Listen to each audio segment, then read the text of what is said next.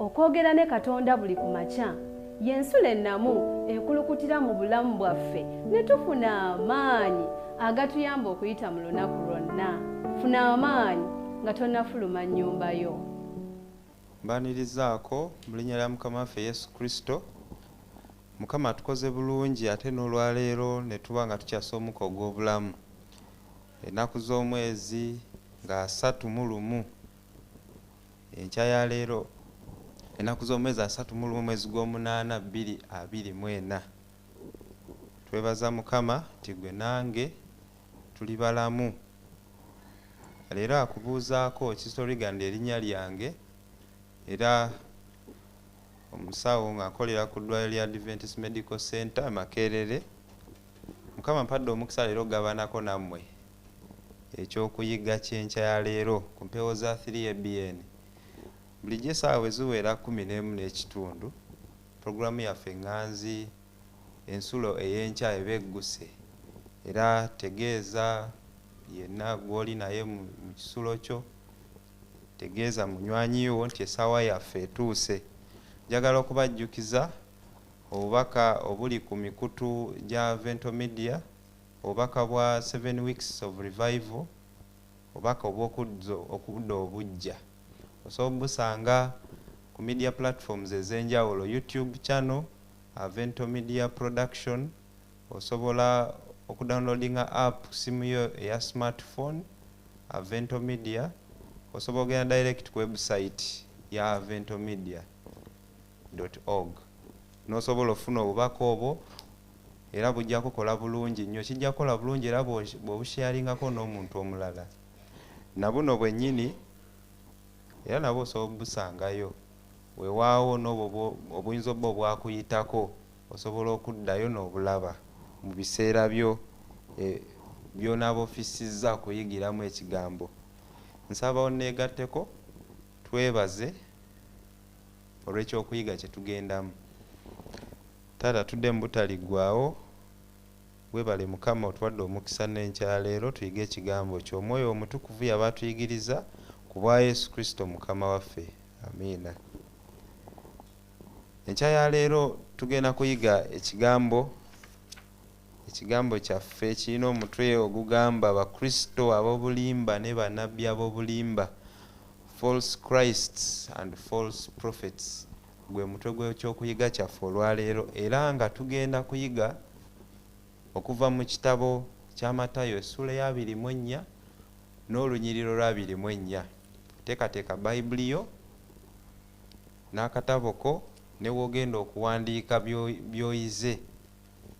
Kale nga bw'okola ebyo ne gattaako tuyimba oluyimba 172 olugamba ffe twayitibwa ku mbaga.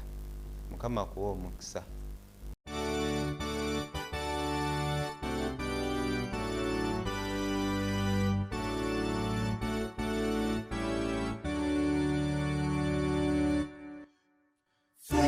Twayitibwa ku mbaga ye, tubeere wamu n'abantu be, kale nno tulibeera tutya kabakangaze. Kale owooluganda Yesu Bwanajja, muyitibwe tunabeera kabakangaze. Ng'atikkidde engule ku mutwe n'ekitiibwa oyo eyattibwa, entiisa eribawo nnene kabakangaze. Kale owooluganda Yesu Bwanajja, muyitibwe tunabeera kabakangaze.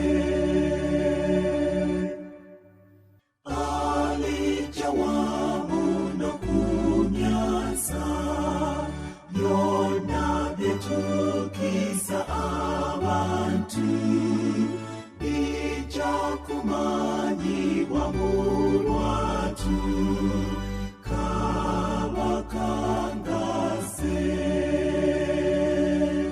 kale owooluganda Yesu bw'anajja luyitibwe tunabeera kabakangase alisanyukira ababe abali bamongoye enjeru ezayozebwa mu musaayi omulokozi kale owooluganda Yesu bw'anajja luyitibwe tunabeera kabakangase Mukama otuwe ekisa ffenna tukulindirirenga tusanyuke okukulaba bw'onobangose kale owooluganda Yesu bw'anajja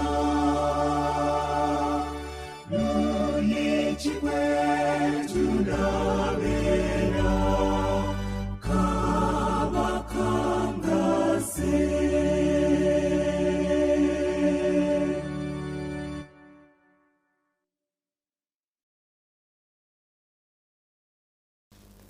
ndowooza nti obubaka obukoze bulungi era nzikiriza nti nawe weebuuzizza ekibuuzo ekyo olibeera ku ludda ki kabaka ngazze anaakusanga ku ludda ki ebigambo byetugenda okuyiga birimu okutulabula okulabula okwo obanga okututte wewaawo osalawo ludda ki kw'onoobeera era kyekibuuzo ekiri mu luyimba otyo nti owooluganda ng'onoobeera ku ludda ki kabaka ngazze twagambye ekyokuyiga kyaffe tugenda kisoma kuva mu kitabo kya Matayo essuula ya 24 era nga ngenda kusoma olunyiriri lwa 24 era lusoma bwe luti kubanga walijja bakristo ab'obulimba ne bannabbi ab'obulimba n'abo balikola obubonero obukulu n'ebyamagero n'okukyamya bakyamye n'abalonde obanga kiyinzika ngenda kuluddamu kubanga walijja bakristo ab'obulimba ne bannabbi ab'obulimba n'abo balikola obubonero obukulu n'ebyamagero n'okukyamya bakyamye n'abalonde obanga kiyinzika kuno nno kulabula kristo kwaleeta gye tuli abayigirizwa olunaku lumu babuuza kristo ababuulire ku biribaawo mu biseera eby'oluvannyuma ebigambo kristo byabatuukizaako njagala mbisome naawe olunyiro lw'okuna mu ssuula y'emu gye tulimu olunyiro lw'okuna agamba nti lusoma luti Yesu n'addamu n'abagamba nti mulabe omuntu yenna tabakyame kantandikire wano ku lwokusatu nti bwe yali atudde ku lusozi olwa Zeyituuni abayigirizwa ne bajja gy'ali kyama ne bagamba nti tubuulire bino bwe biribeerawo n'akabonero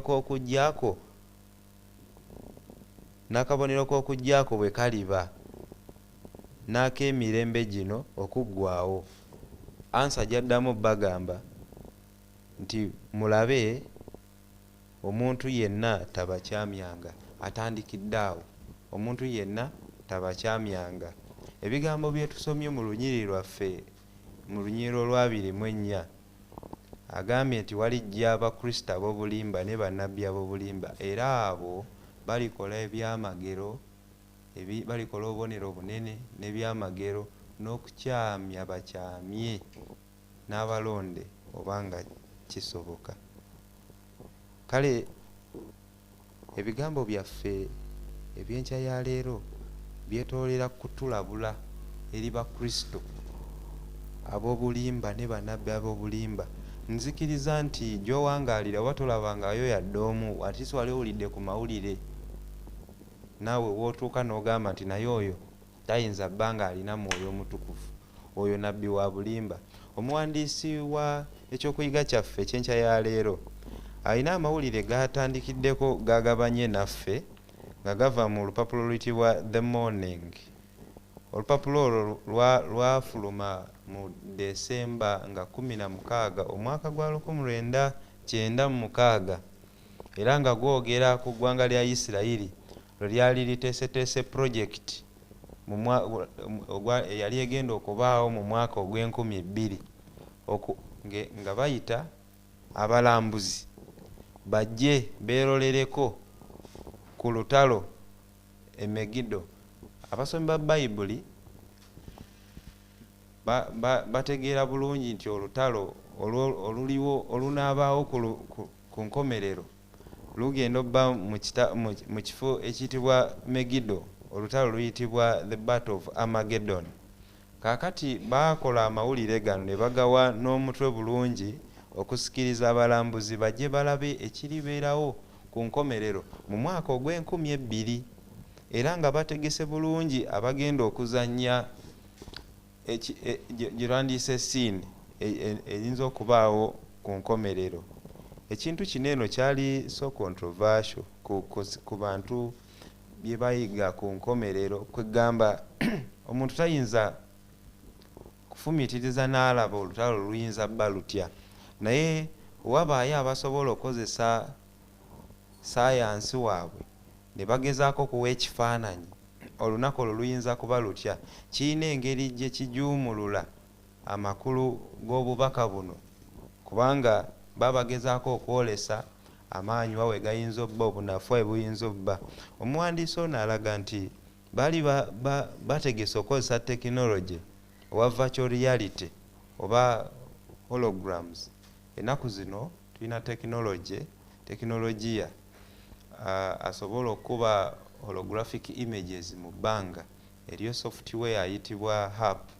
Software asobola okukozesebwa okuba image mu bbanga, weewaawo image eyo eba kyaja advancing ebenga esobola n'okwogera eddoboozi eri abantu abawangalira mu kitundu ng'ekyo.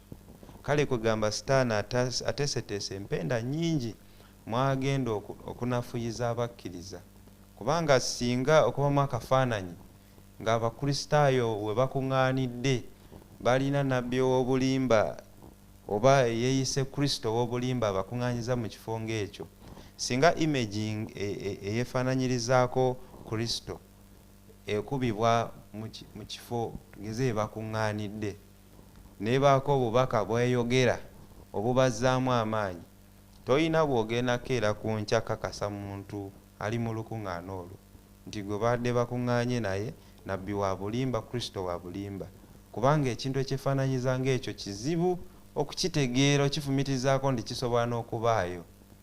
Kale nno gw'ofunye omukisa ali ku pulogulaamu yaffe enkya ya leero okulabulwa kuba ebyo mu nsi gyebiri bikozesebwa okufuga embeera y'obudde, okuteeka ekyeya we bakyagala kibeere, okutonyesa enkuba we baagala ebeere. Kale ebintu ebyo Sitaani alina bulungi nnyo enteekateeka ebikozesa okuwabya bangi era okuyitira ddala mu kampani ezitukolera firimu abasinga ze banyumirwa ennyo. Kakati agenda n'atugamba nti obulabe obuli mu kintu ekyo kyali kitegekeddwa. Kimu ku byo nti abakristaayo bwe bafumiitiriza ku lutalo luno, singa otegeera ddala bulungi violence eyinza okuba mu mbeera ey'olutalo olwo, wandisabye Katonda akuwummuze nga tebinnatuuka kubaawo. Naye balina engeri gye babeautifyingamu ekintu ekyo nga bakozesa tekinologiya ono ne baleetera n'abantu okuba nti bakiraba ng'ekitali nnyo kya siriyasi okubeerawo, ne baleeta embeera eraga nti kiyinza n'okuba tekiri realistic oba nga omuntu wa bulijjo asobola kifumitirizaako n'akikolamu ne vidiyo neerabwako abantu. Kugamba ebintu bineno sitaani abikoze, oyinza obutafuna sitaani gw'ogenda kugoberera nti omulabye Kristo azze wa bulimba, naye enjigiriza nnyingi zaasize mu bantu. Bwe tubadde tusoma olunyiriro lwokuna mu ssuula ya 24 nga Kristo addamu abayigirizwa bamubuuza ababuulire ebinaaba bitya ku biseera eby'oluvannyuma, atandise ne statement egamba nti mwegendereze omuntu yenna tabakola atya, wasomye watya, wagambye nti Yesu n'addamu n'abagamba nti mulabe omuntu yenna tabakyamyanga. Abantu bangi babuulidde ebirabise ebiwulikise mu matu g'abasinga ng'age mazima, naye lwaki gawulikise nga mazima ate nga si geggo? Lwakulemererwa kusoma kigambo kya Katonda.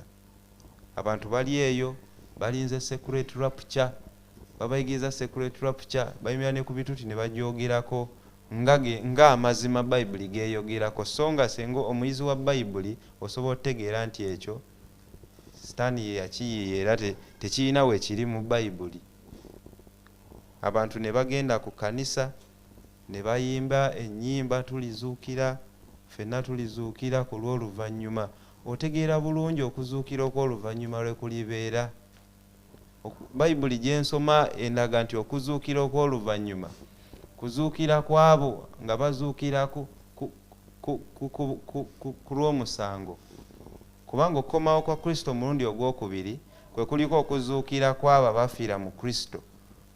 Wabula abo abatakkiriza Kristo ate balinda okuzuukira okw'oluvannyuma ng'emyaka 1000 giweddeko. Kati oyinza okudda otya eyo ne weewaanira mu kuzuukira okw'oluvannyuma nga tomanyi makulu gaakyo. Kati n'enkya ya leero ekyokuyiga kyaffe kitukubiriza tuyige Bayibuli. Bwe tunaayiga Bayibuli tetugenda kulimbibwa, kubanga ebyo kyangu nnyo naawe obiteeka mu mentalite yo. Kuzuukira okw'oluvannyuma, aliyo secret rapture, ebintu ng'ebyo, omuliro ogutazikira n'ofumitirizamu guli luddawa. Olunaku lwa leero abantu abamu bamanyi nti waliyo egeyeena gyeri era eriyo n'abagendayo ne bakoma ne babuulira ku kiriyo. Ebintu ng'ebyo senga oyiga Bayibuli osobola otegeera n'oyawula obulimba ku butali bulimba, kubanga egeyeena teriiyo essaawa zino. Kale ekyokuyiga tuyongereyo mu maaso n'ekyokuyiga kyaffe, embeera Kristo gy'atulabulako wano tiwalijja bakristo ab'obulimba ne bannabbi ab'obulimba. Agezaako Kristo atuteerawo ekifaananyi tukeme emyoyo. Okema emyoyo kimu ku birabo Omwoyo Mutukuvu byagaba eri abakkiriza. Bwe tukema emyoyo tusobola otegeera omuwandiisi ono kyaleeta ku mmeeza yaffe, okusobola otegeera okwawula abakristo ab'obulimba oba bannabbi ab'obulimba. Bayibuli gye nsoma, tukkirira nange tukkeko wansi ku ssuula ey'e13 mu kitabo kya Matayo mwe tukyali, ssuula ey'e13 olunyiriri. Ngenda kutandikira ku lunyiriro lwa 24. Ebigambo ebiri wano bireete naawe obifumitirizeeko otegeere nti obanga Kristo amanyi nti wakati mu ffe erimu bakristo ab'obulimba ne bannabbi ab'obulimba, lwaki ate abaleka ne babeera wakati mu ffe ne tulema n'obategeera? Abangi ku bo ne babuulira ne batwala ebisibo ebinene ne bigoberera enjigiriza yaabwe. Njagala obeeko ebigambo by'ojja mu lugero oluli mu nnyiriri zino. Olunyiriro lwa 24 lugamba nti awo n'abaleetera olugero olulala, n'ayogera nti obwakabaka obw'omu ggulu bufaananyizibwako n'omuntu eyasiga ensigo ennungi mu nnimiro ye. Naye abantu bwe baali beebase, omulabe we n'ajja n'asigamu eŋŋaano ey'ensiko ey'omu nsiko mu ŋŋaano ennungi n'agenda. naye bwe yameruka bwe yameruka neerabika eŋŋaano ey'omu nsiko. Olunya olwabirimu 7 lugamba nti abaddu be ne bajja ne bagamba omwami nti, ssebo, tewasiga nsigo nnungi mu nnimiro yo? Kale yali etya okubaamu eŋŋaano ey'omu nsiko? Kibuuzo, bamubuuza teyasiga nsigo nnungi mu nnimiro ye, kijja kitya okuba nti mulimu ate eŋŋaano ey'omu nsiko? Olunya olwabirimu 8 n'abagamba nti omulabe ye yakola atyo. Abaddu be ne bamugamba nti, kale oyagala tugende tugikoolemu? Kibuuzo, wano embadde njagala tujje ebigambo ansa yaffe ku kibuuzo ekyo. Lwaki nabo tuwangala nabo mu lugendo luno lwe tulimu olw'ekikristaayo, nga wakati mu kuwuliriza, wakati mu kuba n'ababuulizi ab'enjawulo, ti ate era muffe mulimu bannabbi ab'obulimba?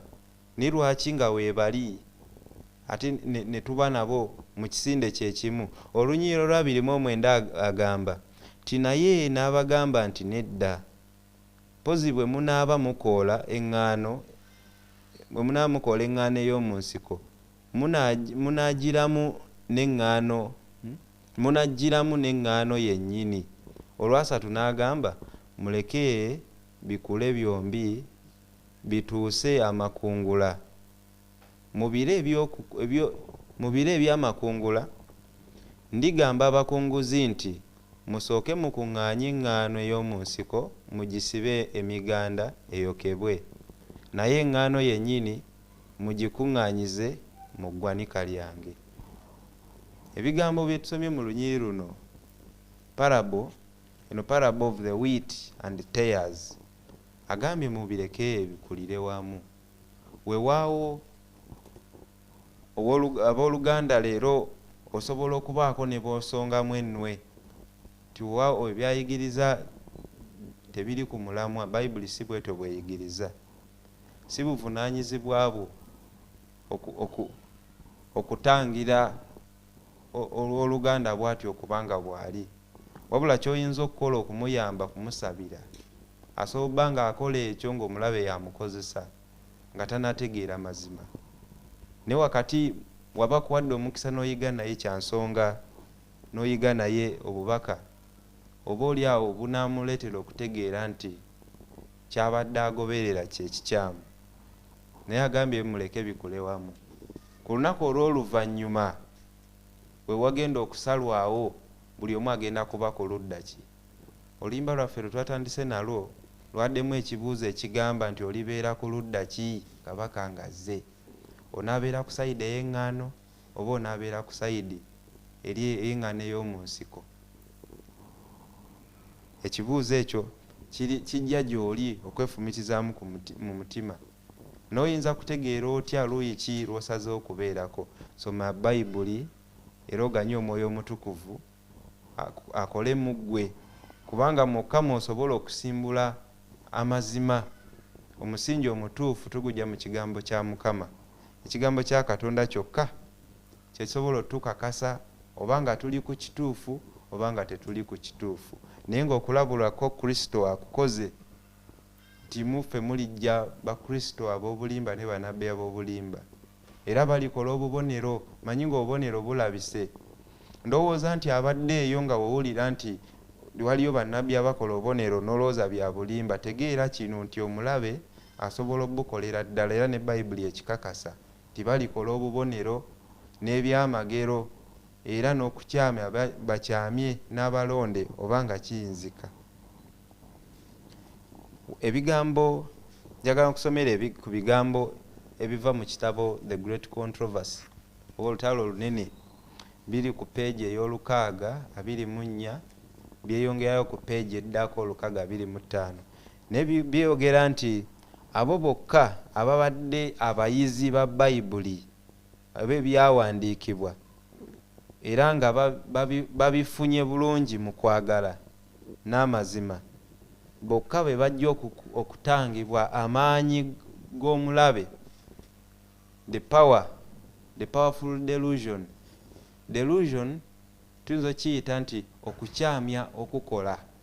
Delusion kuba kukyamya naye nga kukola, nga ebintu nga we tugambye nti bajja kola obubonero n'ebyamagero, kituufu ebyamagero ebyo biba birabwako nga weebiri, naye it's a delusion. Quoting agam, only those who have been diligent students of scripture and have received it with love will be shielded from the powerful delusion that takes the world captive. Okwo kukyamya okukola okunaatwala ensi eno olw'okuba nti weewaawo abantu bayita mu kunyigizibwa okw'enjawulo, bandyagadde bafune ku byamagero, bafune ku visa, bawonezebwe, abalema batambule, ensinge esibidde awo banoonya byamagero. Eri abo bokka abayizi ba Bayibuli, Mukama bajja okuwa omwoyo anaabasobola okutegeera, basobole okutebuka okwo kukyamya okukola Sitaani kwateeseteese mu nnaku zino ez'oluvannyuma. Kristo ayagala atulabule eri ebyo ebigenda okujja, ng'atutegeeza nti weewaawo bangi bagenda okujja babuulire enjiri etakola makulu, naye nga abantu bangi bagigoberera. Weewaawo omuwandiisi wa lesoni yaffe enkya ya leero awandiika ebigambo bino n'agamba nti ne abamu ku balindirizi ba Kristo oba bayite Abadventist, abalindirizi, abamu ku bo bajja kuba abatawaddeeyo meme zaabwe kuyiga kigambo kya Katonda, bajja kwesanga nga nabo batwaliddwa n'okwo okukyamya okukola Sitaani kwateeseteese. Era Bayibuli eyogera ku matu okubasiiwa, ng'amazima gabanga agabasiiwa balemeera okugakkiriza, beesange nga batwaliddwa nabo mu bulimba obw'ekika bwe kityo.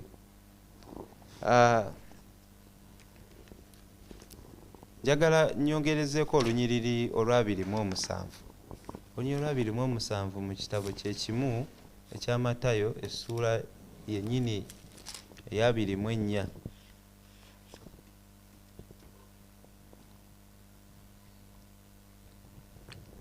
Kuba ayogera ebigambo bino nti, kubanga ng'okumyansa bwe kuva ebuvanjuba ne kulabikira ebugwanjuba, bwe kutyo bwe kuliba okujja kw'Omwana w'Omuntu. Bino ebigambo bw'obisoma n'obitegeera ojja kulemerwa okulimbibwa. Bakutegeeza batya nti Kristo alabiseeko, alabikiddeko e Kenya, waliwo ne gwe twafuna mu mawulire nti avudde Nakasongola. Kati ojja kwewuunya Bakristaayo kika ki abagoberera Kristo ave Nakasongola, nga Bayibuli ze bakutte mu ngalo zibalaga nti ng'okumyansa bwe kuva ebuvanjuba okutuuka ebugwanjuba n'okudda kwa Kristo bwe kulibeera. Simanyi oba beebuuza okumyansa bakulabyewa oba bo Kristo alabikiddeko waabwe yokka. Kale ebintu ng'ebyo oyinza otya okubisimattuka ng'oyiza ekigambo kya Katonda? Simanyi oba wetugabanira obubaka buno ng'oyimiridde otya mu kigambo kya Katonda? Simanyi ofisa budde bwenkana ki mu lunaku okuyiga ekigambo kya Katonda osobole okubeera nga oyimiridde? Kuba okukyamya kujjanga kugezesebwa eri buli ssekinnoomu. Nsaba Mukama akusaasire, Mukama ffenna atusaasire, tuleme okutwalibwa okukyamya okwo Sitaani kwateeseteese, tuleme okuva mu kkanisa olw'okunyeenyezebwa n'ebikemo eby'enjawulo. Nsaba olunaku lwaleero Mukama akuwa omukisa ekyokuyiga ekyo akinywereze ku mutima gwo n'ogwange. Negattaako tuweeyo okwebaza. Taata ow'ekisa, weebala otukoze bulungi n'ekyayaleero ate bw'otuyigiriza. Twekuume, tuyige ekigambo kyo Mukama, tutebuke Mukama ab'obulimba abateeseteese okukyamya abagoberezi bo. tusaba Mukama olunaku lwa leero otusobozese tuwengayo ekiseera tuyige ekigambo kyo. Bwe tutyo Mukama tunaaba abagezigezi nga tutambula mu nnaku zino embi. Tukulembere Mukama ekisinga kya byonna tuteeketeeke olwa kabaka obugenda okujja bwe tusabye okuyita mu linnya lya Mukama waffe Yesu Kristo. Amiina.